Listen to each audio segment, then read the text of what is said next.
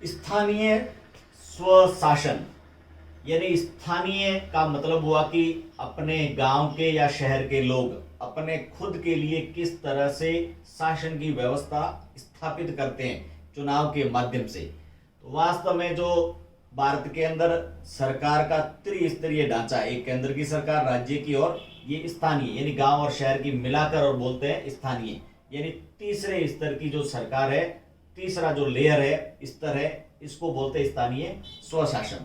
भारत के अंदर प्राचीन काल में चोल, जो दक्षिणी भारत में चोल साम्राज्य था, उस चोल साम्राज्य में पंचायती राज की सुदृढ़ व्यवस्था थी।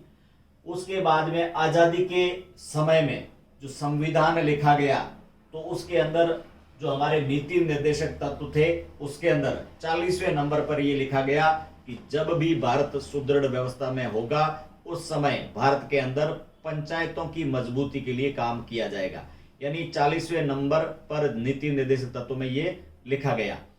इसी बात को ध्यान में रखते हुए एक बलवंत राय मेहता कमेटी बनी 1957 में और उस कमेटी की सिफारिशों के आधार पर भारत में 2 अक्टूबर 1959 के दिन पंडित जवाहरलाल नेहरू उस समय के प्रधानमंत्री, जो राजस्थान के नागौर के अंदर बागदरी गांव के अंदर आए और पंचायती राज का शुभ आरंभ किया। यानी पंचायती राज का या स्थानीय स्वशासन की शुरुआत की तारीख है वो 2 अक्टूबर 1959 है। अब इसके बाद में और इसके सुधार की जो रूपरेखा और कमेटियों की सिफारिशें आती रही, चलता रहा, लेकिन इसको जो संवैधानिक दर्जा है वो संविधान में संशोधन करके और 1992 में दिया। 1992 में 2 संविधान संशोधन होते हैं, 2 संविधान संशोधन होते हैं। इसमें एक तो होता है 73वां और एक होता है 74वां। यानी 73वां गांवों से संबंधित और 74वां है वो शहरों से संबंधित। अब संविधान संशोधन करने के बाद में अपन संविधान के अंदर इसको कहां पर लिखें, यानी संविधान के किस आर्टिकल में, तो आर्टिकल संख्या 243 के अंदर कई उपधाराएं जोड़कर और गांव और शहर की सरकार के कौन से विषय होंगे, यानी कामकाज के कौन कौन से महकमे होंगे, कौन कौन सी बातें होगी, ये 243 के अंदर उपधारा के रूप में जोड़ा गया। इसके अंतर्गत लिखा गया कि गांव वाले यानी पंचायती राज के अंदर 29 विषय होंगे, 29 सब्जेक्ट होंगे जिसके ऊपर गांव का पंचायती राज काम कर सकता है अपने लेवल पर। उसी तरह से शहर वालों में ये 18 सब्जेक्ट है, यानी 18 विषयों पर शहर की चीजें हैं वो, शहर का स्थानीय स्वशासन है वो काम करता है।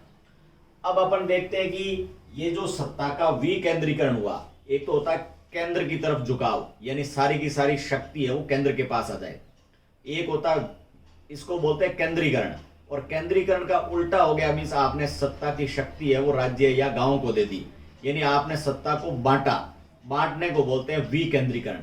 इस तरह से विकेंद्रीकरण के कारण जो जमीनी स्तर पे यानी बिल्कुल ग्राउंड लेवल पे लोगों में राजनीति और विकास की एक प्रशिक्षण प्राप्त हुआ और सुदृढ़ व्यवस्था है वो कायम हुई, जिससे देश के विकास के अंदर बहुत सारी मदद मिलेगी। अब अपन देखते हैं कि इस पंचायती राज और शहरी स्तर के ढांचे में क्या है। तो सबसे पहले अपन बात करते हैं पंचायती राज की, इसकी तुलना करते रहेंगे कि शहर वाले में क्या होता है। अब पंचायत के अंदर देखते हैं कि जो सबसे छोटी इकाई होती है उसको बोलते हैं ग्राम पंचायत।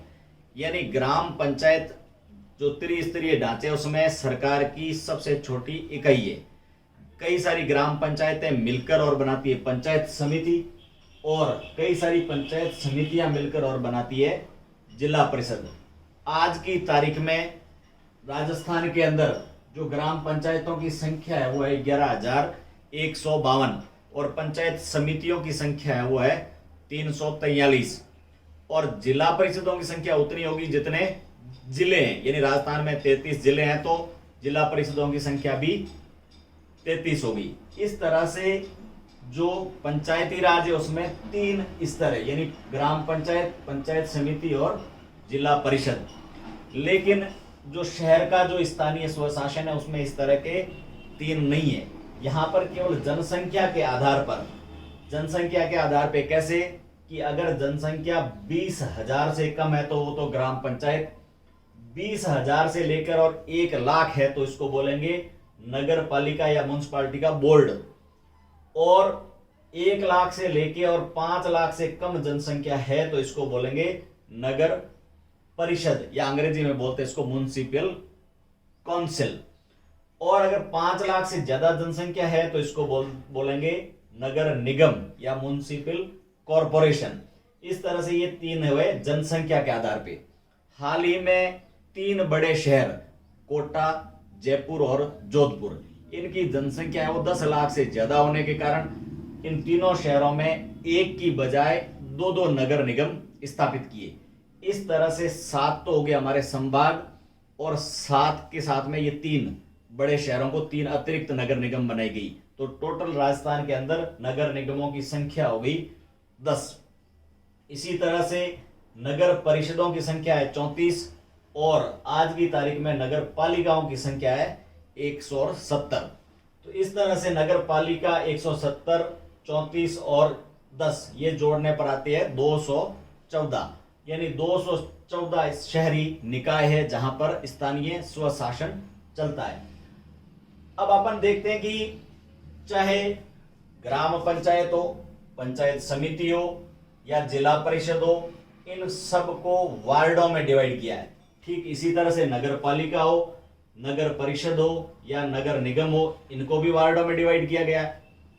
अब वार्ड का जो चुनाव होता है यहां पर तो होता है पंचायत का, जो वार्ड का अध्यक्ष बनता है चुनाव से उसको बोलते हैं वार्ड पंच। पंचायत समिति के वार्ड का जो चुना जाता है अध्यक्ष उसको बोलते हैं पंचायत समिति का सदस्य।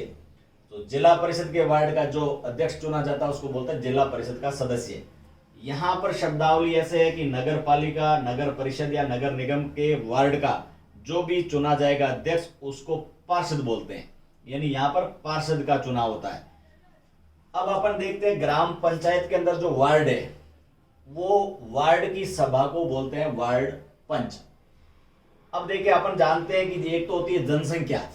स्वशासन का मतलब ये नहीं है कि सारी की सारी जनसंख्या उस सभा की सदस्य होगी।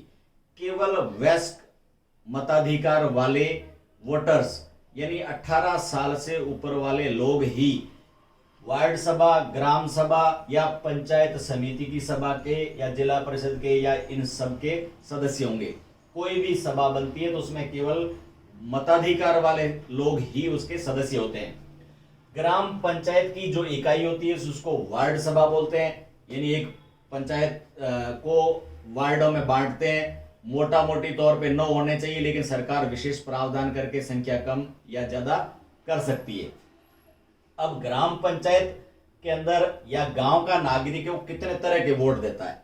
ग्राम पंचायत का नागरिक एक तो सीधा वार्ड पंच के लिए वोट देगा, फिर ग्राम पंचायत के अध्यक्ष के रूप में सरपंच को सीधा वोट देता है, और पंचायत समिति सदस्य के रूप में पंचायत समिति सदस्य को चुनता है, फिर जिला परिषद के सदस्य को चुनता है। इस तरह से गांव का आदमी स्थानीय स्वशासन के लिए 4 बार वोट देता है। जबकि जो शहर वाला है वो या तो नगर पालिका का है तो नगर पालिका में, परिषद का है तो परिषद में, नगर निगम का है तो निगम में, यानी एक ही वोट देता है। वो अपने पार्षद चुन के और फ्री हो जाता है, जबकि ये 4 वोट देता है। अब यहाँ पर जो वार्ड सभा होती है वो अपने वार्ड के संबंधित कार्यों को सुझाती है कि इस तरह से काम करने चाहिए, जबकि ग्राम पंचायत की सभा होती है जिसको बोलते हैं ग्राम सभा। अब ग्राम सभा है वो जो 18 साल से ज्यादा वाले वोटर्स और उसके अंदर जो भी चुने हुए वार्ड पंच, फिर वार्ड पंच मिलकर और बनाते हैं उप सरपंच को। सरपंच साहब का चुनाव होता है सीधे प्रत्यक्ष वोटों से। इस तरह से ये सब मिलकर यानी 18 साल के वोटर और चुने हुए प्रतिनिधि, चाहे प्रत्यक्ष हो या अप्रत्यक्ष, सब मिलकर और बनाते हैं ग्राम सभा, जो अपने स्थानीय मुद्दों को चिन्हित करती है और उसके आधार पे विचार विमर्श करके और वोट के माध्यम से यानी मेजोरिटी देख के और निर्णय लेती है। अब ग्राम सभाएं कितनी होगी? एक तो होती है ग्राम सभा में आम सभा। आम सभा हमेशा 7-7 दिन के अंतराल से होती है। कैसे होती है? 5, 5 और 7 12, 12 और 7 19 होना चाहिए, 20, 20 और 7 27, यानी महीने में 4 आम सभाएं होती है, जिसमें उस पंचायत के समस्त कर्मचारी और जनप्रतिनिधि मिलकर और गांव के जो भी स्थानीय लोगों के लिए जो सुविधा हैं उनके ऊपर विचार विमर्श करते हैं। इसी तरह से एक होती है साधारण सभा। अब नियमानुसार हिसाब से हर महीने में होनी चाहिए, लेकिन कुछ विशेष परिस्थितियों में उसमें आगे पीछे करके और संख्या बढ़ाई घटाई जा सकती है। इस तरह से ये ग्राम पंचायत हुआ। अब देखते हैं पंचायत समिति में। पंचायत समिति में क्या होता है? पंचायत समिति के सदस्य है वो जनता के द्वारा चुने गए। उसके बाद में पंचायत समिति के सदस्य मिलकर प्रधान और उप प्रधान का चुनाव करते हैं। ठीक उसी तरह से जिला परिषद के सदस्य मिलकर जिला प्रमुख और जिला उप प्रमुख का चुनाव करते हैं। ये चुने हुए प्रतिनिधि और उसके सदस्य ये सब मिलकर और सभाएं करते हैं। इसी तरह से चुने हुए सदस्य मिलकर पंचायत समिति की भी साधारण सभा होती है। न्यूनतम 3 साधारण सभाएं होनी चाहिए। ज्यादा भी कितनी हो सकती है, लेकिन मिनिमम 3 साधारण सभाएं होनी चाहिए। उसी तरह से यही जिला परिषद के लिए नियम है। अब इनके पैरेलल यानी जैसे चुने हुए प्रतिनिधि है उनके समानांतर सरकार का आदमी भी होता है। सरकार का आदमी ग्राम पंचायत स्तर पे जिसको बोलते हैं ग्राम सेवक पदेन सचिव, और इसका वर्तमान में जो पदेन नाम परिवर्तित किया गया है उसका नाम है ग्राम विकास अधिकारी। उसी तरह से पंचायत समिति स्तर पे होता है प्रखंड विकास अधिकारी। जिला परिषद के स्तर पे होता है मुख्य कार्यकारी अधिकारी। यानी इस तरह से इनमें सरकारी जो भी अधिकारी है वो इनके चुने हुए प्रतिनिधियों के समकक्ष काम करने के लिए होता है और सहयोग करने के लिए होता है। अब ये राजस्थान के अंदर संख्या है, ग्राम पंचायतों की संख्या होगी 11,152, पंचायत समितियों की संख्या होगी 343 और जिला परिषदों की संख्या होगी 33। अब देखिए जैसे शहर में, तो शहर में जो पार्षद बने, पार्षदों ने नगर पालिका का अध्यक्ष का चुनाव किया। उसी तरह से नगर परिषद के सभापति का चुनाव होता है। उसी तरह से नगर निगम के मेयर या महापौर का चुनाव होता है। अब इनके पैरेलल भी सरकारी आदमी होता है जिसको एग्जीक्यूटिव ऑफिसर या कार्यकारी अधिकारी कहते हैं, और निगम के स्तर पे सीईओ या अतिरिक्त आयुक्त ऐसे पद भी होते हैं। अब ये जो शहर वाले हैं वो क्या काम करते हैं? एक तो होते हैं इनके कंपलसरी कार्य जैसे साफ सफाई, पेयजल वगैरह, प्रकाश की व्यवस्था, या फिर कुछ होते हैं विकल्प वाले कार्य, मर्जी हो तो करो, जैसे पुस्तकालय है, बाग बगीचे की है, पौधे लगाना है, ये कुछ वैकल्पिक कार्य भी होते हैं। फिर अब देखते हैं कि इनकी आय का साधन क्या है। चाहे गांव की सरकार हो चाहे शहर की सरकार, इनको पैसे मिलते हैं एक तो केंद्र सरकार से, दूसरा राज्य सरकार से, और तीसरा ये खुद की अपनी निजी आय या निजी तरीके से कुछ टैक्स लगा के, या मेलों पे टैक्स लगाया, मकान पे टैक्स लगाया, या किसी वाहन के ऊपर टैक्स लगाया, इस तरह से टैक्स लगा के, कर लगा के, और अपनी खुद की आय है वो भी विकसित कर सकते हैं। अब अपन देखते हैं कि कोई चुना हुआ प्रतिनिधि जिसको कई बार त्याग पत्र देना पड़ता है, तो वो किसको त्याग पत्र देगा। तो सबसे पहले देखते हैं, अगर ग्राम पंचायत स्तर का कोई जनप्रतिनिधि है जैसे वार्ड पंच, सरपंच या उप सरपंच, तो ये अपना इस्तीफा पंचायत समिति जाकर और बीडीओ साहब को देंगे।